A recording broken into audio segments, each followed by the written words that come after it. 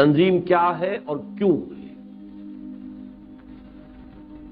تنظیم سے وابستہ لوگوں کے لیے یہ ایک یاد دہانی ہے، کلا انہا تذکرہ، اپنے اس تحریکی شعور کو، اس کی بنیاد کو دوبارہ تازہ کرنا اختصار کے ساتھ۔ بسا اوقات بات بہت پھیل کر جب آتی ہے تو اس کا صغرا کبرا پوری طرح مستحضر نہیں رہتا، اختصار کے ساتھ وہی بات سامنے آئے تو اس سے مزید وضاحت جو ہے انسان کو خود حاصل ہو جاتی ہے۔ تنظیم اسلامی کیا ہے اور کیا نہیں ہے، اس پر ایک جملہ وہ ہے کہ جو تنظیم کی اکثر جو دعوتی اور تنظیمی مطبوعات ہیں ان کی پشت پر شائع ہو رہا ہے، لیکن ہوتا یہی ہے کہ جو چیز کثرت کے ساتھ نگاہوں سے گزرے اور نگاہوں کے سامنے آئے اس کی طرف توجہ نہیں رہتی۔ جیسے کہ میں نے بارہا عرض کیا ہے کہ نفی اور اثبات کا اسلوب ہے ہمارے ہاں، کلمہ طیبہ میں بھی نفی پہلے ہے، اثبات بعد میں ہے، لا الہ الا اللہ۔ اسی طریقے سے جو آیت الکرسی کے بعد جو عظیم آیات آئی ہیں، وَمَن يَكْفُرْ بِالطَّاغُوتِ وَيُؤْمِن بِاللَّهِ فَقَدِ اسْتَمْسَكَ بِالْعُرْوَةِ الْوُثْقَىٰ۔ نفی پہلے ہے، کفر بالطاغوت پہلے ہے، ایمان باللہ اس کے بعد ہے۔ اسی طریقے سے تنظیم اسلامی کو ڈیفائن کرنے کے لیے جو جملہ لکھا جاتا ہے، آج اس پر غور کیجئے، اس میں پہلے دو چیزوں کی نفی کی گئی ہے۔ تنظیم اسلامی نہ کوئی مذہبی فرقہ ہے، نہ معروف معنی میں سیاسی جماعت ہے۔ ان دونوں چیزوں کو اچھی طرح ذہن نشین کرنا چاہیے، اس لیے کہ مذہب کا کوئی تصور اس وقت ہماری دنیا میں فرقے کے بغیر نہیں ہے۔ یا تو امت کی عظیم اکثریت وہ ہے کہ جو مذہب سے بیگانہ ہو چکی ہے، عملاً کوئی تعلق نہیں۔ جن لوگوں کا مذہب کے ساتھ کسی اعتبار سے کوئی تعلق ہے، ذہنی عملی، وہ کسی نہ کسی فرقے کے ساتھ وابستہ ہے۔ اور یہ فرقے واریت جو ہے اب ایک بہت بڑی لعنت بن کر، میں یہ سمجھتا ہوں کہ اس ملک کو جو خطرات باہر سے خارج سے درپیش ہیں اس سے کہیں بڑا شدید خطرہ جو ہے وہ اس کے اندر سے، داخل سے، اس فرقے واریت کے اندر جو کشیدگی اور جو تلخی پیدا ہو رہی ہے اس سے لائی۔ تو اس ایک لفظ کو آپ ایسے ہی سرسری طور پر نہ لے لیا کریں۔ تنظیم اسلامی کوئی مذہبی فرقہ نہیں، بلکہ میں آپ سے عرض کروں گا کہ اس فرقے واریت کی لعنت کا اصل علاج تنظیم اسلامی ہے۔ اس کی وجوہات کیا ہیں؟ نمبر ایک وہ بات جو تفصیل سے پچھلے جمعے میں جب میں یہاں حاضر ہوا تھا اسی مسجد میں، اس میں نے بیان کی تھی، اس امت میں وحدت پیدا کرنے والی اصل شے حبل اللہ قرآن۔ ہماری ساری محنت، میری اب تک کی مساعی کا اکثر و بیشتر حصہ رجوع القرآن، قرآن کی طرف لوگوں کو دعوت دینا، یہ حبل اللہ۔ اسی کو حضور نے فرمایا، قرآن نے تو اکتفا کی ہے اشارے پر، وَاعْتَصِمُوا بِحَبْلِ اللَّهِ جَمِيعًا وَلَا تَفَرَّقُوا، سب کے سب مل جل کر اللہ کی رسی کو مضبوطی سے تھام لو، چمٹ جاؤ اس سے، اور تفرقے میں مت پڑو، تفرقے کا علاج اسی سے ہوگا۔ حدیث نے وضاحت کر دی، حبل اللہ سے مراد قرآن ہے، هو حبل اللہ المتین، حضرت علی رضی اللہ تعالیٰ عنہ کی روایت، حضور نے فرمایا یہی ہے قرآن، اللہ کی مضبوط رسی۔ حضرت عبداللہ ابن مسعود سے روایت ہے رضی اللہ تعالیٰ عنہ، القرآن حبل اللہ الممدود من السماء الى الارض، یہ اللہ کی وہ رسی ہے جو تنی ہوئی ہے آسمان اور زمین کے مابین۔ اور ایک اور حدیث میں حضور نے فرمایا خود، فاستبشروا فإن هذا القرآن طرفه بأيديكم وطرفه بيد الله۔ کچھ صحابہ جو مسجد نبوی میں قرآن مجید کا مذاکرہ کر رہے تھے، سمجھا رہے تھے، گفتگو کر رہے تھے، حضور کو نے دیکھا، چہرے پر بشاشت، خوشی کے آثار ظاہر ہوئے، پھر آپ قریب آئے، پوچھا الستم تشهدون ان لا الہ الا اللہ وانی رسول اللہ وان هذا القرآن جاء من عند اللہ، کیا آپ لوگ اس بات کی گواہی نہیں دیتے کہ اللہ کے سوا کوئی معبود نہیں، میں اس کا رسول ہوں اور یہ قرآن اللہ کے پاس سے آیا؟ جواب کیا ہو سکتا؟ بلا یا رسول اللہ، حضور کیوں نہیں، ہم سب اس کے گواہ ہیں، اس کی گواہی کے بغیر تو کوئی مسلمان ہی نہیں۔ تب آپ نے فرمایا فاستبشر، تو خوشیاں مناؤ، فإن هذا القرآن طرفه بأيديكم وطرفه بيد اللہ، اس قرآن کا ایک سرا تمہارے ہاتھ میں اور ایک سرا اللہ کے ہاتھ میں۔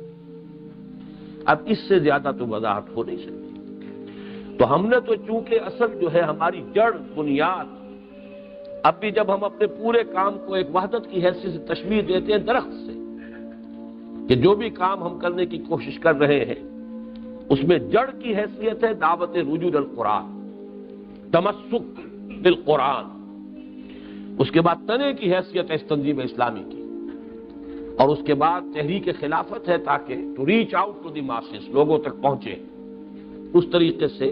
یہ گویا کہ ایک ہی آرگینک ہول ہے، ایک حیاتیاتی اکائی ہے، اس میں جڑ وہی۔ دوسری بات یہ کہ جب تک ایک اعلیٰ نصب العین نہ ہو، بلند تر نصب العین ہوگا تو چھوٹے اختلافات خود بخود دب جائیں گے۔ اس کی بڑی پیاری مثال ہندوستان میں پیش آئی جب وہاں آئلی قوانین کا مسئلہ اٹھ کھڑا ہوا۔ کلکتہ کی ہائی کورٹ نے ایک مسلمان خاتون کے مقدمے میں ایک ایسا فیصلہ دے دیا جو شریعت کے منافی تھا، شریعت پر اضافہ تھا، کم سے کم منافی نہیں تو۔ تو اس پر مسلمانوں نے ایک تحریک چلائی، احتجاجی تحریک، اور اس کا احتجاجی تحریک پہ تمام مسلمان جمع ہو گئے کیونکہ اب ایک بلند تر مقصد سامنے آ گیا۔ چنانچہ یہ معجزہ ہوا کہ لکھنؤ جیسے شہر میں جس میں ہر سال شیعہ سنی فساد لازم تھا، ہو ہی نہیں سکتا تھا محرم میں شیعہ سنی فساد نہ ہو لکھنؤ، ان سالوں میں نہیں ہوا۔ تو جب کوئی بلند تر مقصد سامنے آتا ہے تو چھوٹے اختلافات نیچے دب جاتے ہیں۔ اگر کوئی ہائر آئیڈیل ہے ہی نہیں، وہ اعلیٰ نصب العین ہے ہی نہیں، وہ بلند تر مقصد ہے ہی نہیں، تو ظاہر بات ہے کہ پھر تو چھوٹے چھوٹے اختلافات خود بخود ابھریں گے، نمایاں ہوں گے، آؤٹ آف پروپورشن جو ہے ان کی اہمیت ہو جائے گی، اور اسی سے پھر فرقہ واریت بڑھتی ہے۔ تو یہ دو کام ہیں جو ہم کر رہے ہیں، ایک اعلیٰ تر نصب العین، قیام خلافت کے لیے جمع ہو جاؤ، اللہ کی حکومت قائم کرنے کے لیے جمع ہو جاؤ، اقامت دین کی جد و جہد کے لیے جمع ہو جاؤ، یہ بلند تر نصب العین ہے۔ ظاہر بات ہے کہ اس کے نیچے کوئی حنفی ہے، کوئی اہل حدیث ہے، کوئی شافعی ہے، کوئی پرواہ نہیں، یہ تمام چیزیں جو دین اسلام ہی کے اندر ہیں، ان سے باہر نہیں ہے۔ کے اندر جو بھی ہے اپنے سینے کو کشادہ رکھیے، اپنے ذہن کو وسعت دیجیے، لیکن جو ہے ایک طرف اس جڑ کو، قرآن مجید کو، اعتصام بحبل اللہ، اور دوسری طرف ایک اعلیٰ نصب العین کے لیے اپنی توانائیوں کو وقف کیجیے۔ تو فرقہ واریت کی یہ سمجھیے کہ اینٹی تھیسس جس کو کہا جائے گا، اس کی نفی ہے تنظیم اسلام۔ دوسری بات ہم نے یہ کہی کہ یہ معروف معنی میں کوئی سیاسی جماعت نہیں ہے۔ یہ معروف کا لفظ کیوں ہم نے اس میں اضافہ کیا؟ ہم لازماً سیاسی ہیں، اس لیے کہ میرے نزدیک میں نے بارہا کہا ہے، کوئی بھی باشعور انسان خالص غیر سیاسی نہیں ہو سکتا، اور کوئی بھی باشعور مسلمان تو سرے سے نہیں ہو سکتا، اس لیے کہ مسلمان کے نزدیک اللہ کا دین جو ہے وہ پوری انسانی زندگی کا احاطہ کرتا ہے۔ تو انسانی زندگی میں تو سیاست کو دخل ہے، اس کی بڑی اہمیت ہے۔ اجتماعی معاملات غلط ہو جائیں تو افراد کے لیے ٹھیک رہنا مشکل ہے، اور اجتماع درست ہو جائے تو افراد کے لیے غلط کرنا مشکل ہو جاتا ہے۔ تو ظاہر بات ہے کہ اجتماع کو درست کرنا، جماعتی نظام کو درست کرنا، اجتماعیت کو، معاشرے کو، سوسائٹی کو، نظام کو عدل اور قسط کی بنیاد پر قائم کرنا، سیاست اسی کا نام ہونا چاہیے۔ چاہیے کہہ رہا ہوں، ہے نہیں اس وقت۔ جو معنی سیاست کے میں بیان کر رہا ہوں، میں نے بارہ عرض کیا ہے اس حدیث کے حوالے سے، یہ تو پیغمبروں کے کرنے کا کام تھا۔ حدیث نبوی ہے، بخاری شریف کی روایت ہے، کانت بنو اسرائیل تسوسہم الانبیاء، بنی اسرائیل کی سیاست انبیاء کرتے تھے۔ کلما ہلک نبی خلفہ نبی، جیسے ہی کسی نبی کا انتقال ہوتا تھا ایک نبی ہی اس کا جانشین ہوتا تھا۔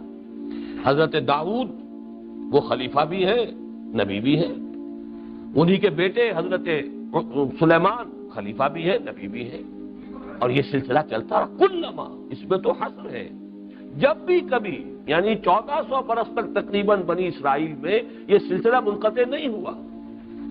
حضرت موسیٰ اور حضرت ہارون کے زمانے سے شروع ہوا ہے سلسلہ، یہ زنجیر شروع بھی ہوئی ہے تو دو اشخاص موجود تھے بیک وقت، دونوں نبی، موسیٰ بھی نبی، ہارون بھی نبی، اور جب یہ چین ختم ہوئی ہے سلسلہ انبیاء بنی اسرائیل، اس وقت بھی 2 نبی، حضرت یحییٰ نبی کرائی فرام دی ولڈرنس، اور حضرت مسیح علیہ السلام نبی، درمیان میں یہ تسلسل جاری رہا۔ تو اس معنی میں ہم سیاست کا انکار نہیں کرتے۔ معروف معنی میں کیا ہے سیاست؟ وہ صرف ہو گیا ہے طلب حکومت، حکومت حاصل کرنے کی کوشش کرنا۔ اس حکومت حاصل کرنے کی کوشش میں انتخاباتی ذریعہ ہے۔ تو گویا کہ ہمارے ہاں سیاسی سرگرمی یا سیاسی ایکٹیویٹی اس کا نام ہے کہ انتخابات میں حصہ لیا جائے۔ اس کا نتیجہ کیا نکلے گا؟ یا آپ حزب حکومت میں ہوں گے، حزب اختلاف میں ہوں۔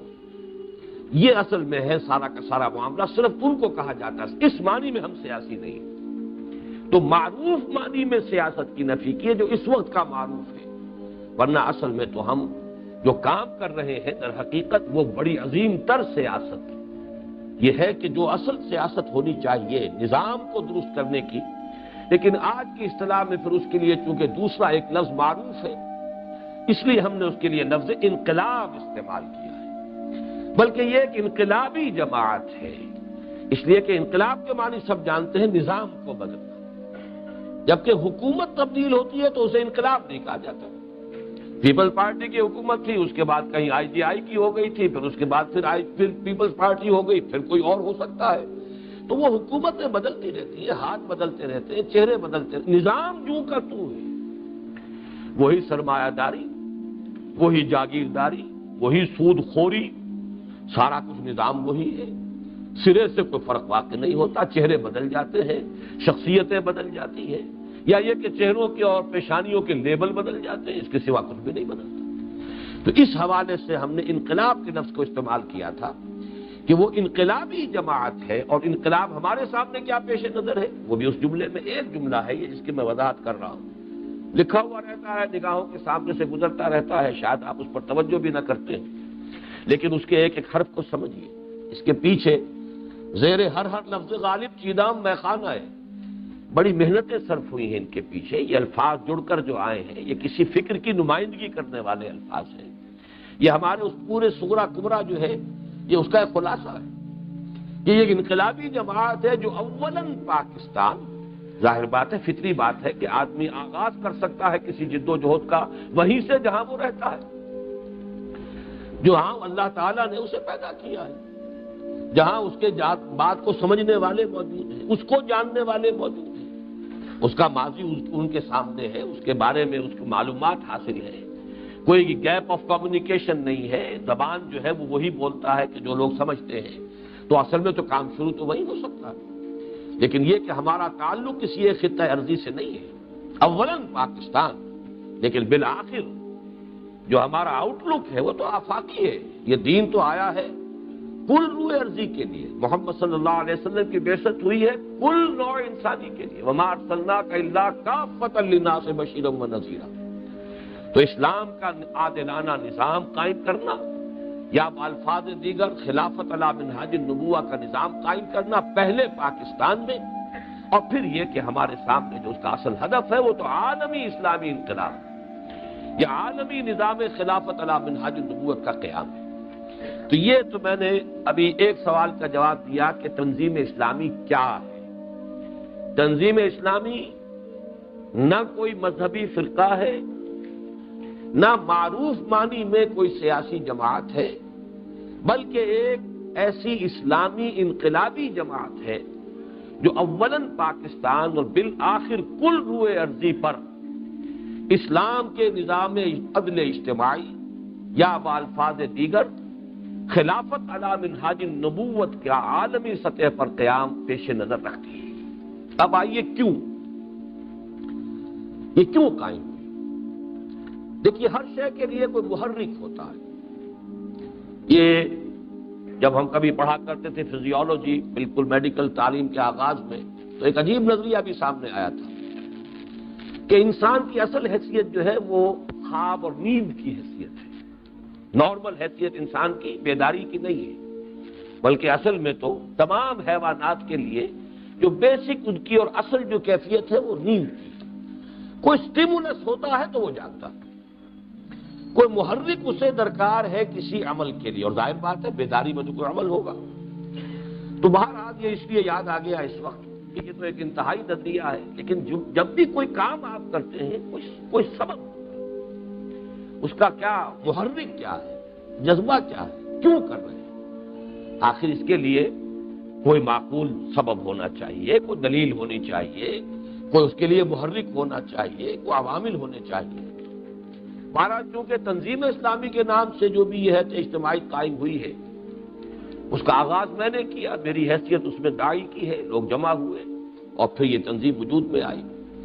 تو میں اپنے بارے میں دو باتیں پھر وہ نفی کے انداز میں آپ کے سامنے رکھ دوں۔ نہ یہ میرا پیشہ ہے، دینی طور سے ظاہر بات ہے کہ میں اس وقت کسی مذمت کے انداز میں نہیں کہہ رہا ہوں، ایک واقعی ہے کہ کوئی دینی سرگرمی ہمارے ہاں پیشہ ورانہ بھی ہوتی ہے، ایک خاص حالات کے اندر، اگرچہ اسلام میں نہیں ہونا چاہیے، کوئی پیشہ نہیں ہونا چاہیے۔ ہر مسلمان کو دین کا وہ بنیادی علم حاصل کرنا چاہیے کہ وہ نماز پڑھا سکے، وہ خطبہ جمعہ دے سکے، وہ نکاح پڑھا سکے، اپنی بچی کا نکاح خود پڑھائے، وہ اپنے والد کا جنازہ خود پڑھے۔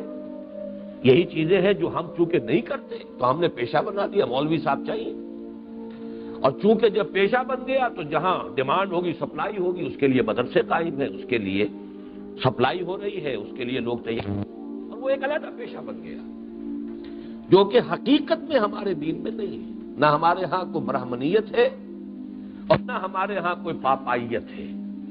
برہمنیت نسلی شے ہے، پاپائیت جو ہے وہ ایک مذہبی پیشے کے اعتبار سے۔ اسلام میں دونوں کی کوئی گنجائش نہیں، بالفعل دونوں اس وقت موجود ہیں مسلمانوں میں، تو اسلام اور شے ہے، مسلمان اور شے ہے، ان دونوں کو گڑبڑ کرنے کی ضرورت نہیں ہے۔ اسلام میں نہ برہمنیت ہے نہ پاپائیت ہے، آج مسلمانوں نے یہ دونوں چیزیں جو ہے اپنے اندر پیدا کر دی ہیں۔ بہرحال میں نے جو وضاحت کی وہ یہ کہ میرے بارے میں یہ تو سب کو معلوم ہے کہ یہ میرا پیشہ نہیں تھا۔ اسی طریقے سے اب 63واں برس میری عمر کا ہے، تو اس میں بھی کسی کو شک نہیں ہونا چاہیے کہ سیاست میرا مشغلہ کبھی نہیں رہا۔ جماعت اسلامی سے علیحدہ ہوا اس بنیاد پر کہ یہ انتخابی سیاست جو ہے اس کی دلدل میں پھنس گئے ہیں ہم، اور عافیت اس میں ہے کہ ابھی تسلیم کر لیں کہ غلطی ہو گئی ہے۔ ابھی تو زیادہ عرصہ نہیں گزرا تھا، سن 41 سے سن 55 میں 56 میں ہم نے جو بھی بات کہی تھی، تو ابھی زیادہ عرصہ نہیں گزرا تھا، تو اگر تسلیم کر لیتے تو بہرحال یہ تو چونکہ حضور نے فرمایا ان کلمۃ اللہ تفتح عمل الشیطان، اگر ایسا ہوتا تو یوں ہو جاتا، یہ نہیں کہنا چاہیے ما شاء اللہ کان وما لم یشاء لم یکن، جو ہوا ہے وہ یقیناً اللہ تعالیٰ کے اذن سے ہوا ہے، تبھی ہو سکا ہے۔ ہم اس کی عظیم تر اور وسیع تر مصلحتوں کو نہیں جانتے، اس کی مشیت جو ہے اس کا تو ایک دن آپ کو معلوم ہے 1000 برس کا ہے ہمارے حساب سے۔ بہرحال نہیں ہوا، لیکن میں صرف اس وقت تذکرہ میں جماعت پر تنقید کے اعتبار سے نہیں کر رہا، اپنی پوزیشن واضح کرنے کے لیے کہ میری علیحدگی وہاں سے ہوئی صرف اسی وجہ سے۔ اور پھر یہ کہ اس کے بعد بہرحال سن 56 سے لے کر اب یہ 96 آنے والا ہے، 40 برس ہو رہے ہیں، 38 برس تو ہو ہی چکے، کم سے کم 37 برس ہو گئے چھوڑے ہوئے جماعت کو۔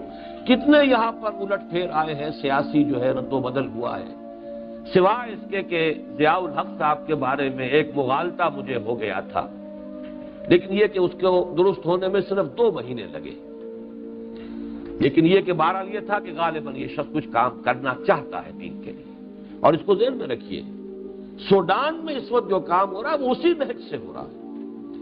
یہ ناممکن نہیں تھا کہ اس نہج سے کوئی کام ہو سکے، اگر فیصلہ کن اس کا کوئی معاملہ ہوتا تو بہت بڑی تبدیلی وہ شخص اس ملک میں لا سکتا تھا۔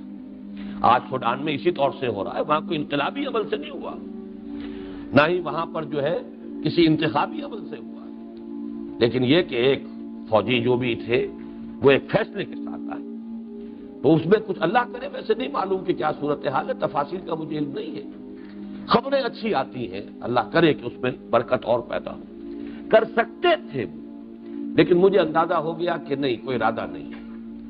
ان کے دماغ میں خناس بیٹھ گیا تھا کہ بس پاکستان میرے بل پر قائم ہے، میری حکومت رہے گی تو پاکستان رہے گا، میری حکومت گئی تو پاکستان گیا، اور لہذا مجھے اپنی حکومت تو ہر قیمت پر رکھنی ہے، اور کچھ ہو یا نہ ہو۔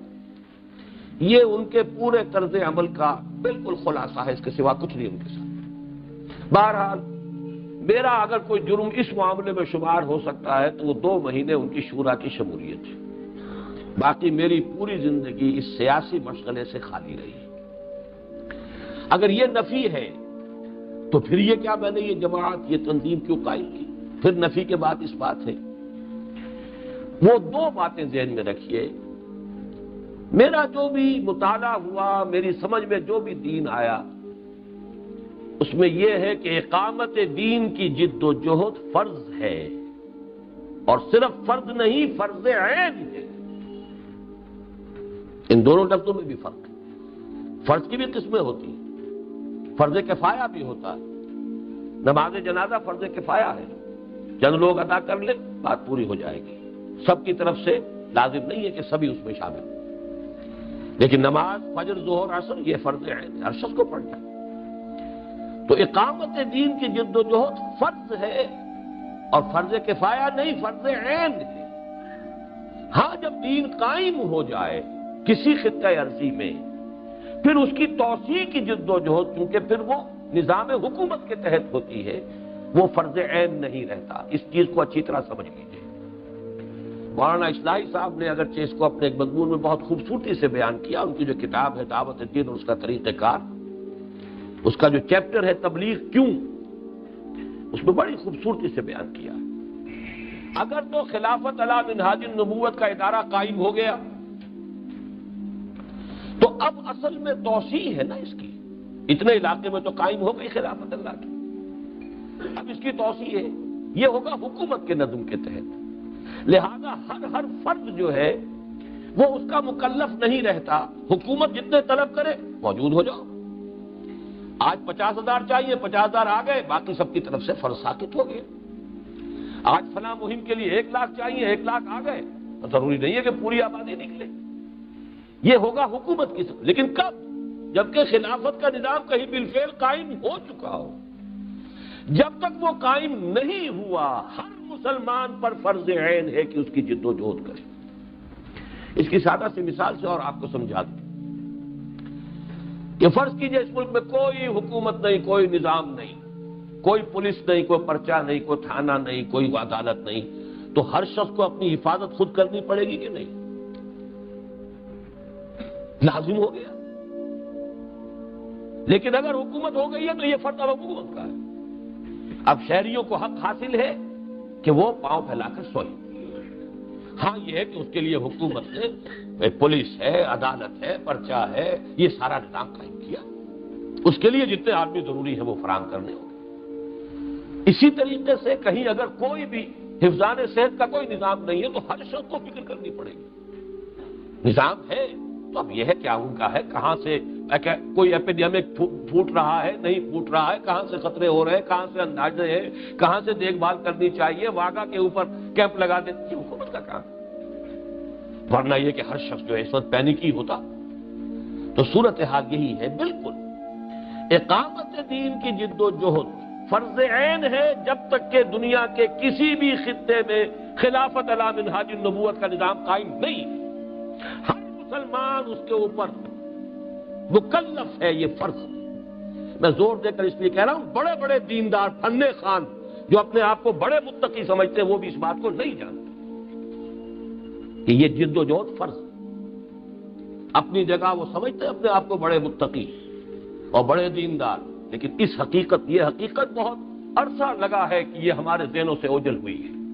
میری کتاب وہ چھپ چکی ہے، اسلام کا انقلابی فکر، اسلام کے انقلابی فکر کی تجدید و تعمیر، کہ اصل انقلابی فکر تھا کیا، وہ کیوں بیک گراؤنڈ میں چلا گیا اور دوبارہ اس کی تجدید کیسے ہوئی ہے۔ ہمیں بہرحال اس کا احساس ہونا چاہیے کہ ہم اس دور میں سانس لے رہے ہیں جبکہ اس فکر کی تجدید ہو گئی ہے، ضرورت عمل کی ہے، اس کے لیے ہم تیار نہیں ہوتے۔ بہرحال پہلی بات یہ جان لیجئے کہ یہ کیوں میں نے تنظیم قائم کی، جبکہ نہ یہ میرا پیشہ ہے، نہ الحمدللہ آج تک میں یہ کہہ سکتا ہوں کہ تنظیم اسلامی سے 1 پیسے کی کوئی بھی میں نے کوئی مفاد حاصل کیا، 1 پیسے کا۔ انجمن کی بات نہیں کر رہا، انجمن کے اس پریمیسز میں میری رہائش ہے، یہاں مجھے سہولتیں حاصل ہیں، لیکن اس کا بدل بھی ہے کہ میری ساری کتابیں، میرے سارے کیسٹس وہ انجمن کی ملکیت ہے یا جو بھی ہے اس سے کوئی آمد نہیں ہے، میری کوئی رائلٹی نہیں، میری کوئی آمد نہیں، میرے کوئی اخراجات یہاں کے جو ہے وہ انجمن کے ذمے ہیں۔ لیکن تنظیم اسلامی کے بارے میں تو میں یہ کہہ سکتا ہوں، حلفاً کہہ سکتا ہوں کہ آج تک اس سے ایک پیسے کا بھی کوئی مفاد میں نے حاصل نہیں کیا۔ پھر بہرحال اب تک 63واں برس عمر کا ہے، جو کچھ میں نے کمایا اور کھایا ہے وہ بھی ایک حساب کم و بیش میں لکھ دیا ہے سب لوگوں کے سامنے۔ تو نہ یہ میرا پیشہ نہ یہ میرا سیاسی اس معنی میں مشغلہ تو کیوں کیا، اس لیے کہ میں تو مجبور ہوں۔ جزدار اگر کوئی مفر ہو تو بتاؤ، ناچار گناہگار سوئے دار چلے ہیں، اس کے سوا میرے پاس تو راستہ نہیں کہ یہ فرض عین ہے اور اس کے لیے جد و جہد اجتماعی سطح پر لازم۔ اس کی تھوڑی سی ایک داستان بھی آپ کو بتا دوں۔ یہ میں لکھ چکا ہوں چیزیں، لیکن بہت سے حضرات ہمارے یہ چیزیں نہیں پڑھتے ہیں۔ عزم تنظیم نامی کتابچے میں یہ چیزیں آپ کو مل جائیں گی، جو سلسلہ مطبوعات تنظیم اسلامی نمبر 1 پمفلٹ ہے۔ مجھ پر سب سے پہلا اثر جو پڑا ہے اس دنیا میں وہ علامہ اقبال کی ملی شاعری کا ہے، لیکن اس سے ایک جذبہ ملی بیدار ہوا تھا۔ ہم مسلمان ہیں، ہمارا ایک اپنی تہذیب ہے، کلچر ہے، مسلمان ایک قوم ہے۔ اس کے بعد یہ کہ کالج میں آتے ہی، بلکہ اس سے پہلے ہائی اسکول کے دور سے ہی میں مولانا مودودی کی تحریروں سے متعارف ہوا۔ اس کے بعد 10 برس میرے کالج کی زندگی کے 7 برس 3 اور اس تحریک کے ساتھ عملاً گزرے۔ مولانا مودودی اور مولانا امین احسن اصلاحی، ان دونوں کی تحریروں سے یہ تصور جو میں بیان کر رہا ہوں بہت کلیئر میرے سامنے آ چکا تھا، جبکہ میری عمر صرف 19 برس تھی۔ اسی عزم تنظیم والے کتابچے میں میں نے اپنی اس 19 برس کی عمر کی ایک تحریر بھی دے دی ہے کہ یہ تھا جو میں نے سبق سیکھا تھا 1951 میں، جبکہ میری عمر ابھی 19 برس تھی۔ اس کے بعد سے جو میرا مطالعہ ہے، اب ظاہر بات ہے 51 کے بعد اب یہ 94 43 برس کی بات ہے، نصف صدی کی قصہ ہے، 2-4 برس کی بات نہیں۔ جتنا قرآن پڑھا، جتنی حدیث پڑھی، جتنی سیرت کا مطالعہ کیا، وہ پختہ سے پختہ تر، گہرا سے گہرا تر، اس کی گہرائی اور گہرائی میں اضافہ ہوتا چلا۔ کیا ہے وہ؟ ہر مدعی ایمان پر پہلا فرض عین ہے کہ اللہ کا بندہ بنے، اور بندگی کا مطلب ہے پوری زندگی میں اس کی اطاعت اور عبادت، جزوی نہیں۔ دوسرا فرض عین اس کا یہ ہے اسی کا داعی اور پرچارک بن کر کھڑا ہو، اسی کی دعوت۔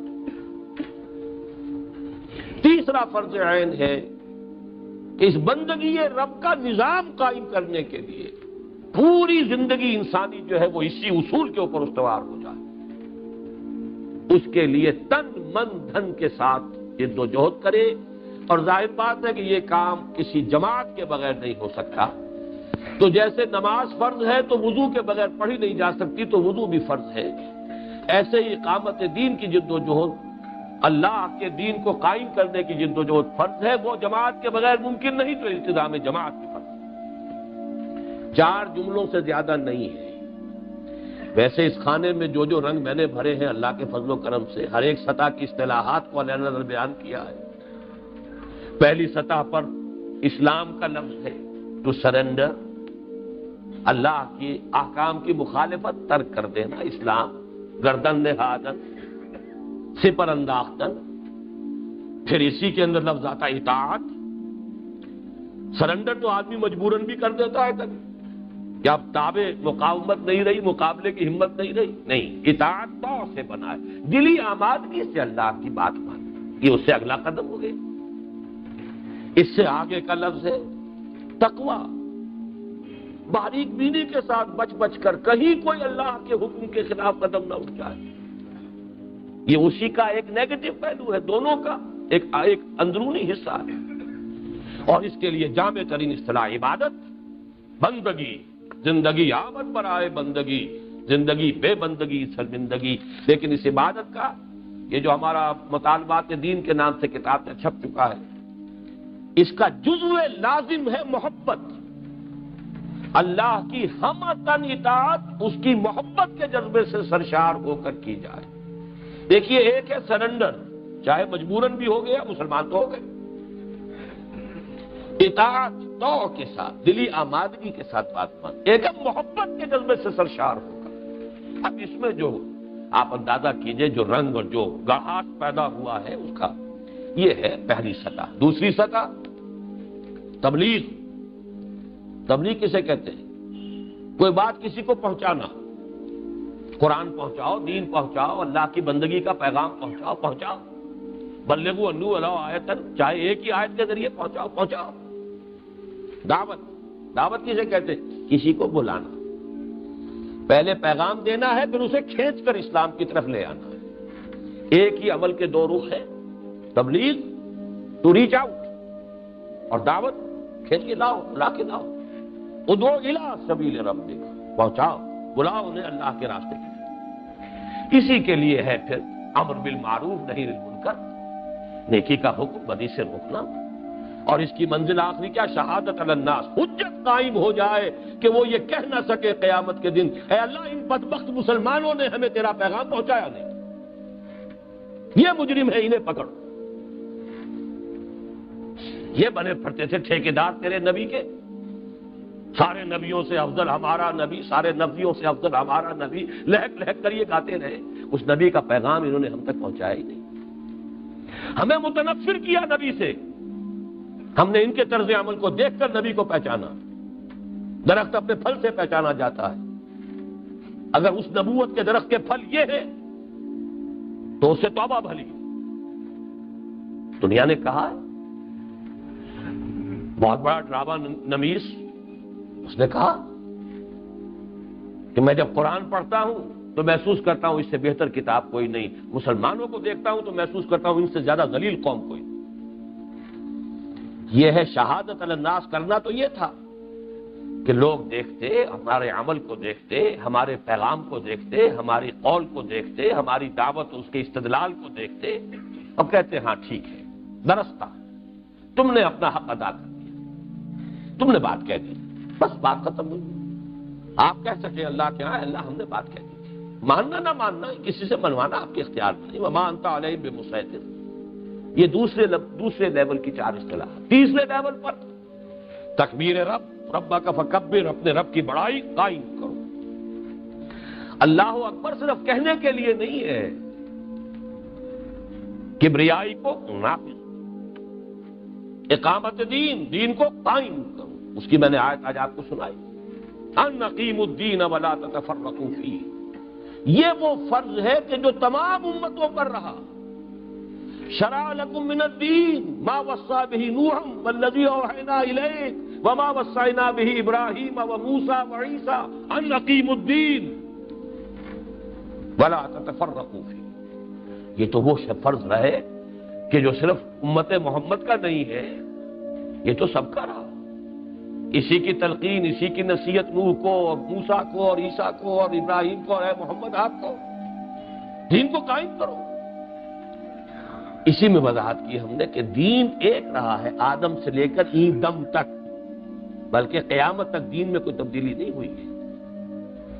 تمام انبیاء کا نام لے کر قرآن میں کہا گیا کہ نہیں، ان هذه امتکم امۃ واحدۃ وانا ربکم فاعبدون۔ یہ تمہاری ایک ہی امت ہے، رسول تو ایک امت ہے، دین ایک ہے، رسول ایک امت ہے، لیکن رسولوں کے ساتھ جو مذہب، جو احکام آئے ان میں فرق ہوتا رہا، شریعت میں فرق ہوتا رہا۔ شریعت موسوی شریعت محمدی میں فرق ہے، دین موسوی دین محمدی میں کوئی فرق نہیں، دین تو ایک ہے۔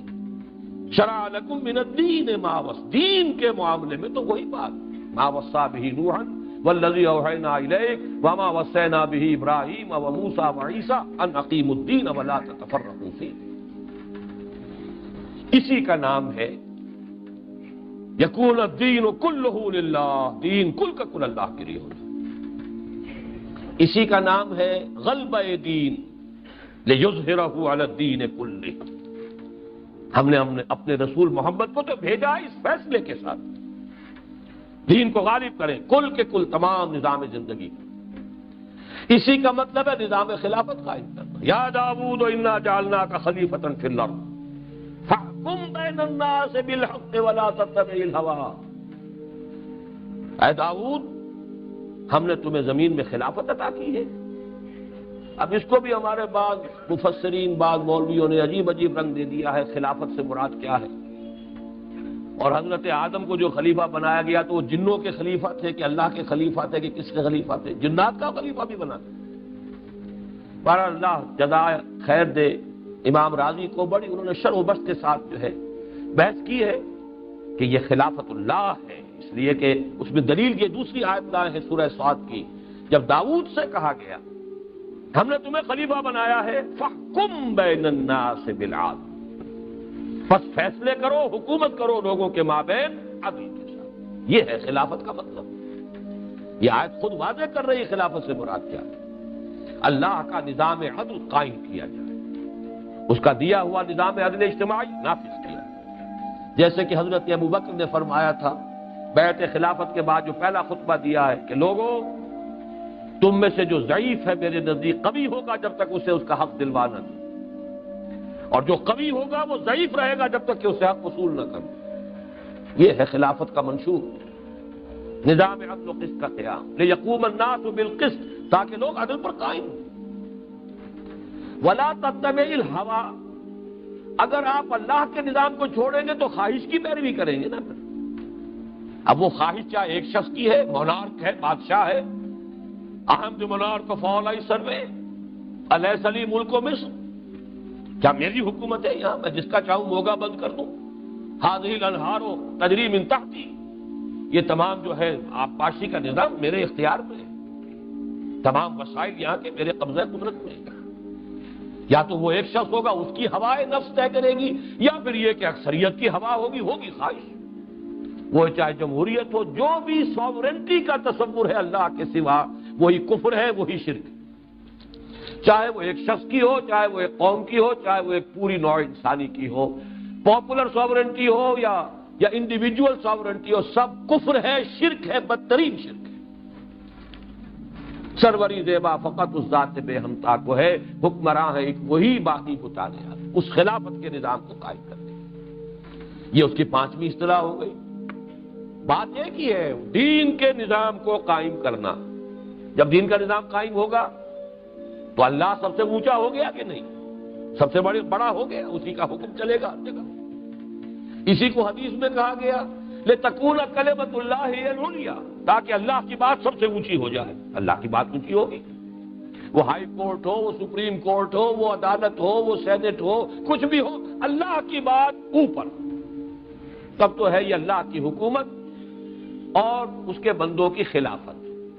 اور اگر کوئی ایک چیز بھی اس سے بالا تر ہے، جیسے ضیاء الحق صاحب نے تماشا کیا تھا کہ فیڈرل شریعت کورٹ تو بنائی، لیکن شریعت پاکستان کا دستور شریعت سے بالا تر، عدالتی قوانین شریعت سے بالا تر، آئلی قوانین شریعت سے بالا تر، شریعت کورٹ سے بالا تر. اس کے دائرے میں نہیں. کہنے کو شریعت کورٹ ہے، آئلی قوانین پر بھی بات نہیں کر سکتی، مالی قوانین پر بھی بات نہیں کر سکتی. ایسے فراڈ ہیں جو اس ملک کے اندر اسلام کے ساتھ کھیلے گئے. آج جو کچھ ہم پر بیت رہی ہے یوں تو نہیں ہو رہی، سزائیں ہیں.